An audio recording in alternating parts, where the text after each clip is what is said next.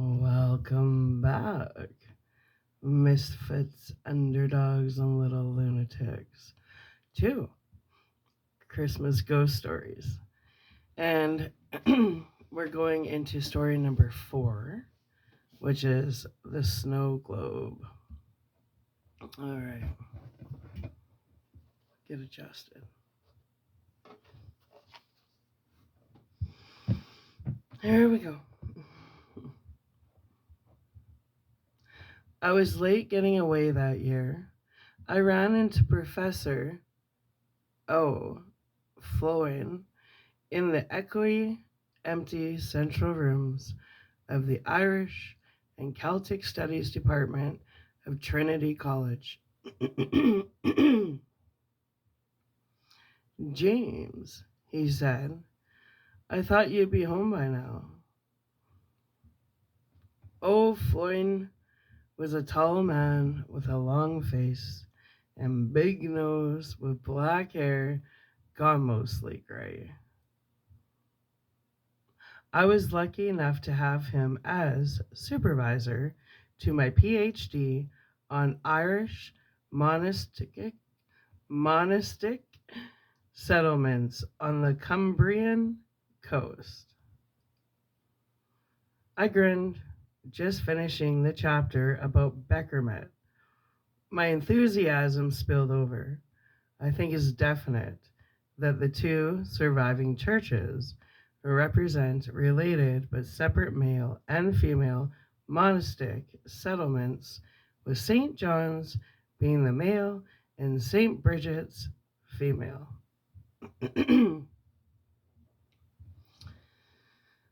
And you're convinced that the inscription in the churchyard is actually Old Irish? I nodded. I found a high resolution scan of the stone in a book about medieval flooring of all places. But my Old Irish isn't the best. Ghetto Murchu to look at it. He's your man for onomastics, but not now, obviously. I nodded wisely. Not, no, not now. Too close to Christmas. O'Flynn said, Don't stay here too long. I take it you're going back to England? He asked.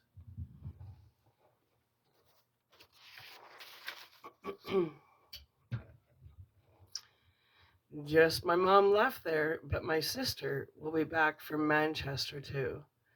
Well, get away with you, and Noleg Shona do it. I'll see you in the new year. Then we'll take a look at the old PhD of yours. It was the 22nd of December, and I was booked on the morning ferry the next day. But I still hadn't got Mum everything I wanted to get her. I just had the intuition that something was missing. And so I went from Trinity College straight to the Dublin Christmas market. The Christmas market was packed with revelers eating bratwurst and chips and drinking Coolwyn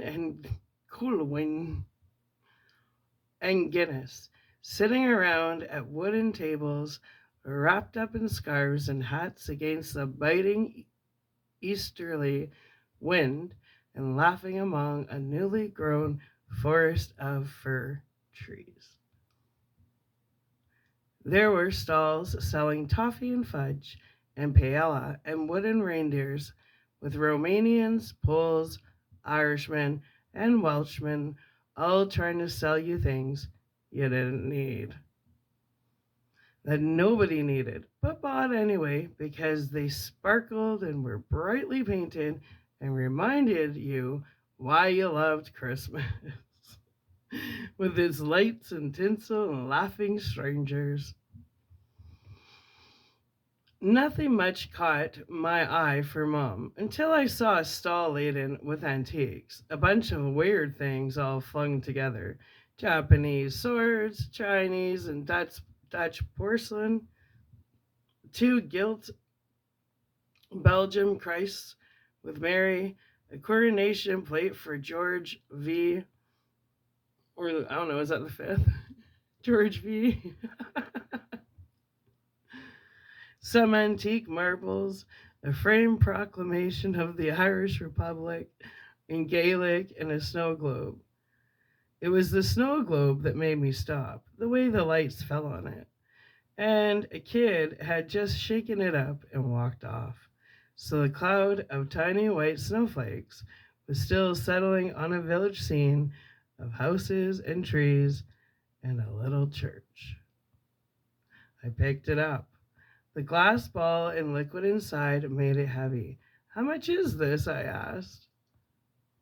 The proprietor, a thick set Irishman with gray whiskers and a stomach barely contained within his waistcoat and heavy woolen overcoat, raised a hand where fingers protruded where fingers protruded from his fingerless gloves.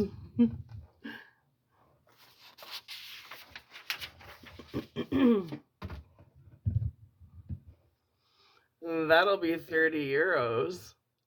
It's an antique. Made in Kilkenny, 1950 or so. 1950 isn't an antique? I thought that was a classic. Anyway. No, but pure vintage. It's a nice piece. You got to admit it. I shook the globe, causing its snow to swirl in a miniature blizzard, obscuring the church and village in a cloud of white and slowly settled, pulling at my heart as it did so. It was nice, but not worth 30 euros. As I turned it, I saw marks on the bottom of the wooden base. They looked like initials, DD. I said, "It's scratched," trying to get a bargain. No, he shook his head. That's a previous owner's initials. It enhances the value. I should be asking 40. $40. Anyway. I put the globe down. I wasn't going to pay 30 euros. The initials didn't make it more valuable to me, even though I placed it back on his table. I looked at the snow globe wistfully. The light from the surrounding stalls caught it and shone from his ball of glass. From behind, I caught a snatch of fairground music as the merry-go-round with its painted dancing horses went round and round. But 30 euros was too much. Thanks, I said. I got 10 I got 10 paces when he called after me. I'll let you have it for 20. And that was that. With a grin, I went back. Pleasure doing business with you, I said as I handed him a 20-euro note. The truth was, I thought it was just the thing for my mother. She loved old things and she loved Christmas. The snow globe was ideal. Back in my draughty flat that afternoon, I did my packing. All my friends had gone home for the holidays, and the house I lived in was empty. I watched TV, but the night was cold and windy, and I thought I'd better off under my duvet. I fell asleep almost immediately and dreamt of my father. I used to dream about him a lot just after he died, but over the years it had got less. In the dream, he was young again, just like he was when I was a boy, with his dark hair and the cigarette always in his fingers. That's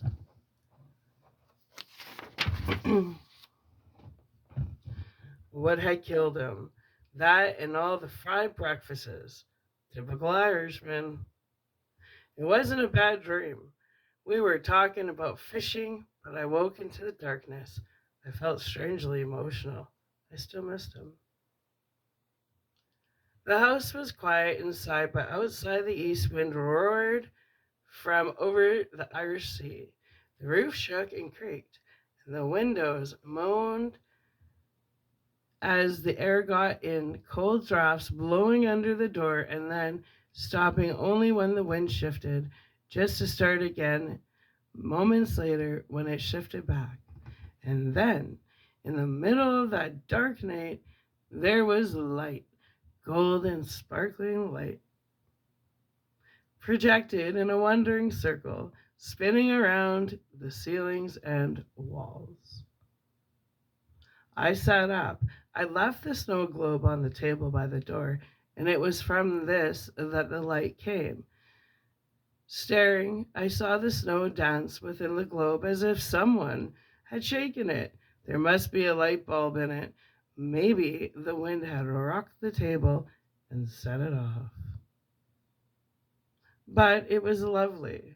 I lay back and watched the golden lights move in a snow circle around the ceiling, shimmering as the tiny flecks of snow whirled inside the globe and cast their shadows against the shimmering veil of gold. I thought of getting up to switch off the light so as not to waste the battery, but I didn't. I just lay there watching the dance of golden snow on my ceiling and walls, and then I slept again. Once again, Dad came into my dreams. He was telling me something. It was speaking, but I couldn't make out a word. I woke late, I slept through my alarm, and I was in a panic. The light in the snow globe was off. Strangely, I couldn't find a switch to turn it on or off, but I needed to get to the ferry at Dwyn Lughair for my sailing. I had to be there an hour in advance. I could still do it, but it would be a close run thing. I stuffed my wash bag into my case and pushed the snow globe into the hold all. I'd wrap it for Mom when I got back to Milm. At the door, I checked I had everything I needed, but time was so short. So I got into the extravagance of a taxi. He kept me waiting 15 minutes before he pulled up outside in his blue Skoda. I was waiting for him with my bags.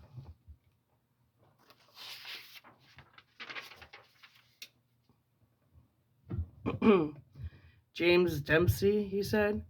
I nodded. That's me. Can we hurry? For Dun Loghaire. Laoghaire. Yes, the ferry. I'm getting the 12 p.m. one. Okay, jump in. You're cutting in fine, and the traffic's evil today. Can we still make it? Sure, don't worry. Inevitably, as we idled in traffic, the taxi driver talked to me. English, are ya? He said. My dad was Irish. I always said that in Ireland as a defense. Relations between England and Ireland had not been happy down the centuries, and my father, being Irish, helped smooth things when things needed smoothing, which was only sometimes. Where from? Eh? Where in Ireland was your dad from? We were really late now. Country Monaghan, Monaghan, Monaghan,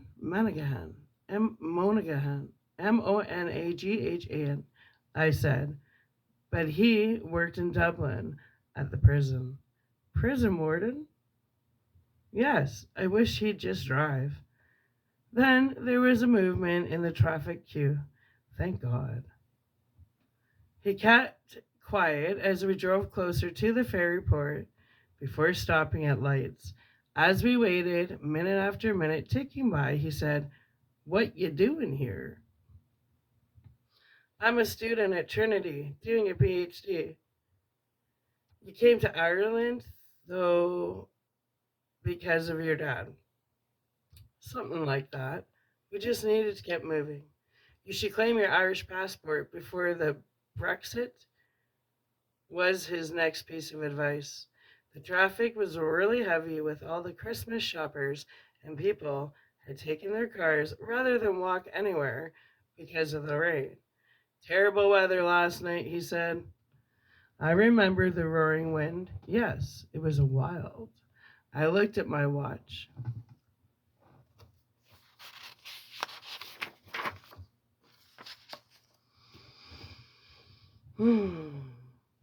"It'll be a rough crossing. I hope you've got your side bag," he said. I wasn't generally seasick, but there had been dire warnings. I would be crossing to Liverpool and then getting the train to Milham, where my mom lived. We were still a mile or so short of Dune Lughair. It's the Christmas market in Dunlighair that snarled it all up. I know I'm pronouncing that so wrong. The taxi driver said, "Definite now. I was going to be late. I hoped they'd hold the boat." And then all the electrics in the car died. "Well, I'll be damned," the driver said. "Would you look at that? The car's just gone and died." I was sat jammed in the back. I had a suitcase and a hold up all against me. A strange heat emanated from somewhere in it.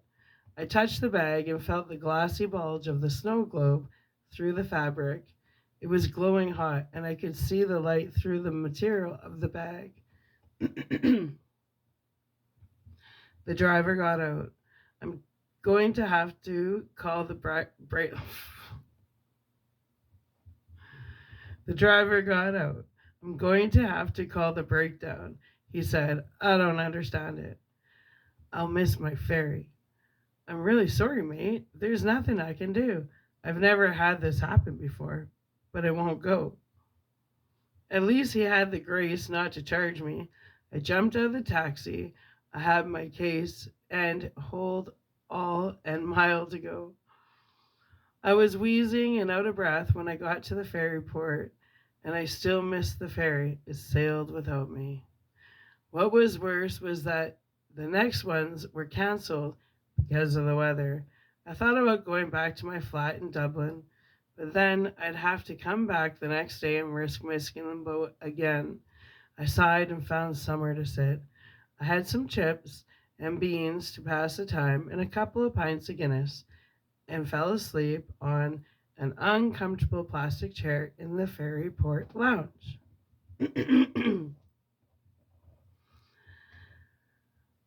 I awoke with a crick in my neck to the sounds of my phone ringing. As I came to, reaching for the phone in my pocket, I saw nearly everyone.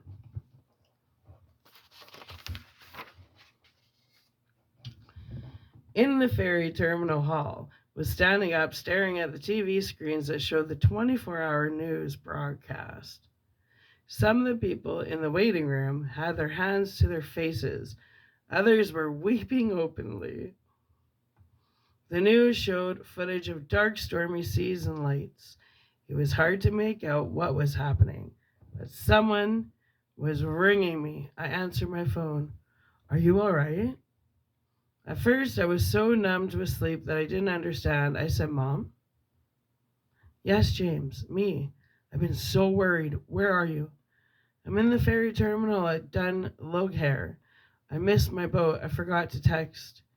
"Thank God, thank God." "What?" And then it all made sense. I said, "I'm fine, Mom. I'll ring you back," and went to look at the screens.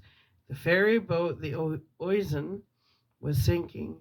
Hundreds were dead. More were being winched off by Irish and British helicopter crews, braving the storm. It wasn't clear what had happened. People said some freak wave had shipped tons of water into the ferry through the car deck door. No one really knew how it happened. Many speculated, but that didn't help the victims of their families. One thing was sure, if I'd gone to the port on time, I would be dead. Oh, right. But still, people, that's divine interventions, people. Anyway, but still, people had to get places. It was Christmas. Hundreds were traveling. They put on extra ferries. The weather had abated somewhat, but the mood still somber. Endless news broadcasts everywhere. I went, and the numbers of the dead jumping out from every newspaper hoarding I passed. I crossed the Irish Sea on Christmas Eve from Liverpool. I took a train, changing twice before I got to Milham. The weather was not Christmassy. No snow, just clouds threatening rain over the familiar Lakeland fells. And people around me on the train or on the platforms talked of everyday things while I sat quietly. I was so preoccupied. I couldn't even read my book. I just kept thinking of my luck in surviving that disaster. Mum picked me up at the station in her old Fiesta. I thought she'd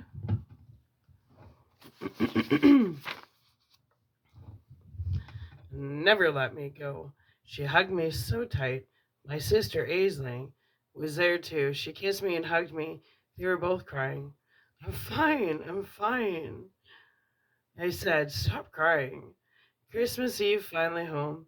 Mum opened a bottle of wine. As we sat, she said, I wish your dad was here. I did too. We were in the room of the old farmhouse with his blazing fire under the shadow of black comb. The room was warm, the Christmas tree lights flashed, and the tinsel sparkled with the reflective light from the fire. It was our tradition to open one gift on Christmas Eve, so I got out the sketch pad and artist pencils I'd got in Dublin for Aisling. She unwrapped it and clearly loved the present. Then I got the heavy snow globe for Mom. I'd wrapped it in a metallic gold paper just after I got home. What is it? She shook the present mischievously, still without unwrapping it. You'll have to see, I said. Unwrap it, Mom, Aisling laughed. She unwrapped it quickly, ripping off the paper, and then stopped with it only half unwrapped, a strange look on her face. The light from the snow globe bathed her face in gold. The light must have switched itself on again. As she sat with it cupped in her two hands, the shimmering light shone round the walls and ceiling. It seemed twice as bright as it had been in my room in Dublin. I couldn't read the look on Mum's face, but Aisling's was plain wonder. Mum was frowning. Aisling went quiet and glanced at me. I shrugged. Don't you like it, Mum? It's nothing much. I just... When she looked at me, I saw she was crying. I didn't get it. What? I stood, wondering. She turned the globe over and looked at its wooden base. She was still silent and wiped away her tears with the back of her hand. What? I said again. Yeah, lipstick on my teeth? Huh. If I have lipstick on my teeth, I'm sorry. Why does it look like it? Maybe not. Anyway. I didn't get it. What? I said, wondering. She turned the globe over and looked at its wooden base. She was still silent and wiped away her tears with the back of her hand. What? I said again. Aisling looked puzzled.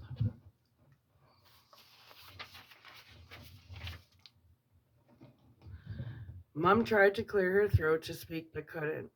I was anxious. I'd upset her by now, but I had no idea how. Finally, she spoke. She said, Did you see the bottom? I said yes, the scratches or initials. DD. She handed me the snow globe. Yes, it could be DD. Dermot, Dermot, yeah. Dermot, yeah, okay, whatever. Dermot Dempsey, she said. Dad? Aisling said. My mother nodded. It was his.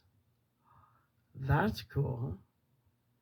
I was almost dumbfounded, but how? I told her I got it on a market stall in Dublin.